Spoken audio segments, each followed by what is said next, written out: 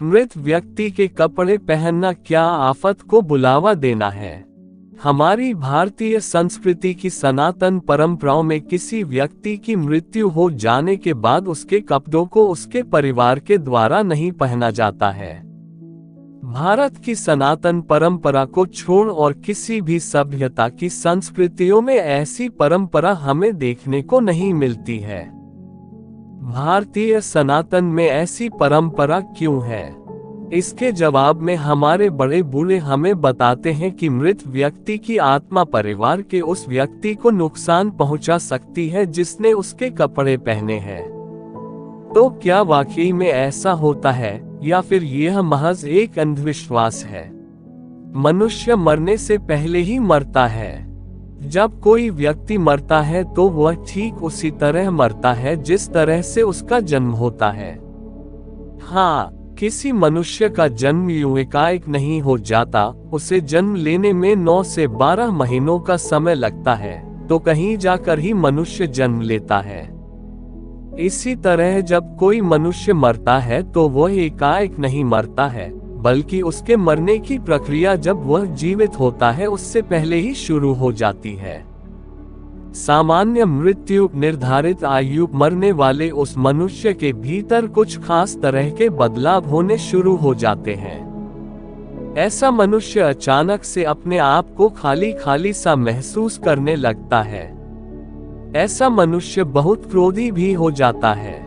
वह अपनी बुद्धि और विवेक को खोना शुरू कर देता है।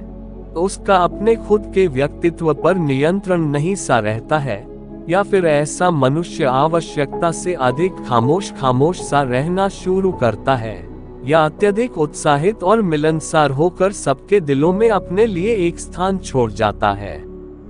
इस दौरान ऐसे मनुष्य को विचित्र स्वप्न भी आने लग जाते हैं, जिनका संबंध स्वप्न शास्त्र के अनुसार उसकी निकटतम मृत्यु से संबंधित होती है। मनुष्य की मृत्यु के पल के बाद उसकी मृत्यु। किसी मनुष्य का मेडिकल रूप से मृत घोषित होने के बाद भी वह व्यक्ति नहीं मरता है, क्योंकि उसके भीतरी संभागों में जो पंच प्राण होते हैं वे धीरे धीरे कदम दर कदम बाहर आते हैं। भौतिक जीवन ऊर्जा, जिसे हम आमतौर पर प्राण कहते हैं, उसके 5 मूल रूप हैं: समान वायु, प्राण वायु, उदान वायु, अपान वायु और व्यान वायु।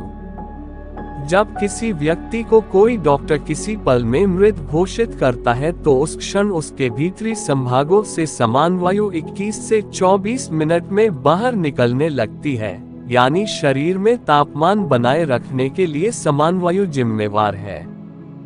समान वायु के निकलते ही मनुष्य का शरीर ठंडा पड़ जाता है।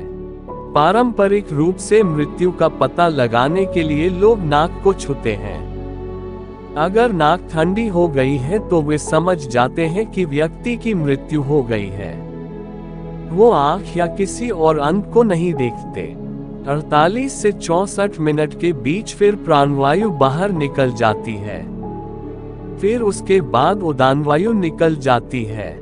लेकिन उदान वायु के निकलने से पहले भी व्यक्ति को जीवित किया जा सकता है, मगर यह एक तांत्रिक प्रक्रिया है जिसे प्राचीन भारतीय परंपराओं में कभी एक बार कुछ ऋषियों के द्वारा किसी खास परिस्थिति में ऐसा किया जाता था।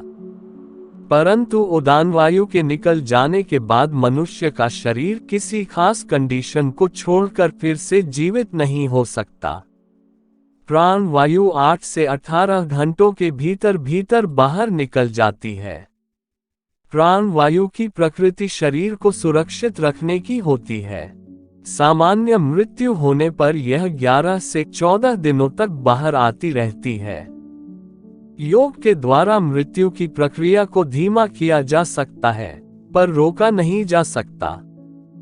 मृत व्यक्ति के कपड़े से संबंध। आज मेडिकल विज्ञान इतनी प्रगति कर चुका है कि किसी व्यक्ति के पुराने कपड़ों से उसके डीएनए का पता लगाया जा सकता है और 100 साल बाद भी उस मृत व्यक्ति के डीएनए से उस व्यक्ति का क्लोन बनाया जा सकता है। मतलब हूबहू उस मनुष्य के जैसा ही एक दूसरा जीता जागता मनुष्य बनाया जा सकता है, सिवाय उसके भीतरी अंतःकरण, मन, बुद्धि और संस्कार का निर्माण नहीं किया जा सकता। क्या मृत व्यक्ति के कपड़े पहनने चाहिए? तो इससे यह साबित होता है कि किसी मनुष्य के कपड़ों से भी उसकी भौतिकता का पता लगाया जा सकता है।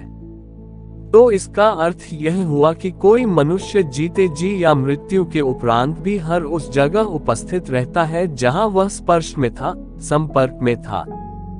इसीलिए प्राचीन काल में साधु संन्यासियों ने यह परंपरा बना रखी थी कि उनकी मृत्यु हो जाने के बाद उनकी कुटिया को पूरी तरह जला दिया जाए। साधु संन्यासी लोग जीवन पर्यंत अपने साथ कुछ अधिक नहीं बटोरते, कुछ अधिक नहीं संजोते और न ही कुछ अधिक का प्रयोग ही करते थे। मगर सामान्य मनुष्य रजोगुण के प्रभावाधीन होकर के अपने जीवन काल में बहुत कुछ बटोरते हैं, संजोते हैं और बहुत कुछ का प्रयोग करते हैं। तो ऐसे मनुष्य जाने अनजाने में अपने आप का संबंध उन हर भौतिक चीजों से जोड़ लेते हैं जिनका कि उन्होंने प्रयोग किया होता है। वो अपनी छाप, शरीर या डीएनए या यूं कहें अपना भौतिक व्यक्तित्व, अपना भौतिक शरीर सूक्ष्म रूप में उस चीज या वस्तु के साथ छोड़ आते हैं। इस तरह मनुष्य अपना संबंध इस जगत के साथ गहरे से जोड़ लेता है और फिर इस जगत से उसका छूटना कठिन हो जाता है। भले ही मृत्यु के बाद मनुष्य अपनी अगली गति की यात्रा करता है, किंतु एक सामान्य मनुष्य के लिए इस कारण इस यात्रा में कठिनाई आती है, रुकावटें आती हैं। इसलिए न चाहते हुए भी मृत व्यक्ति अपने उस व्यक्तित्व छाप या डीएनए के द्वारा उस मनुष्य को जिसने उसके वस्त्र या चीजों का प्रयोग किया है यह महसूस करवाता है कि वह उसे विदा करे। इसके लिए मृत व्यक्ति जो कि मरने के बाद विवेक रहित होता है, वह यह निर्णय नहीं कर पाता है कि उसे क्या करना चाहिए।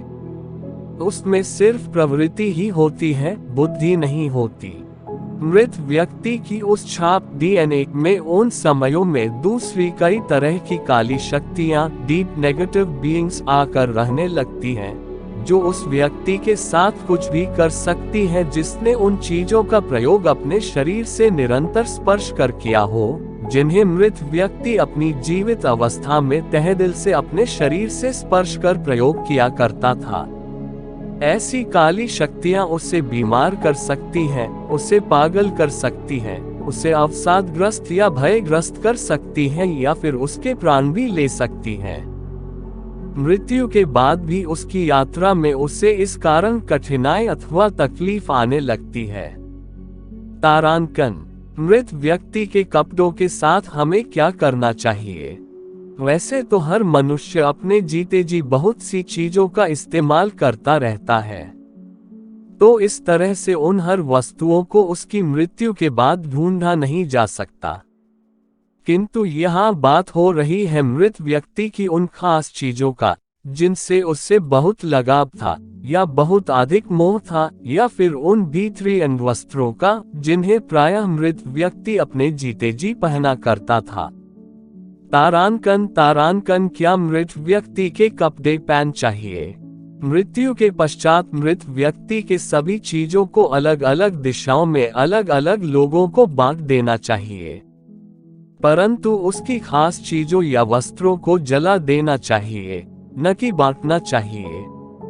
जलाने से होगा यह कि जिस वस्तु या वस्त्र पर मृत व्यक्ति गहरे से जुड़ा हुआ था अब वह व्यक्तित्व छाप डीएनए या शरीर में वहां नहीं है, वो मिट चुका है, उसका नामो निशा अब बाकी नहीं रहा।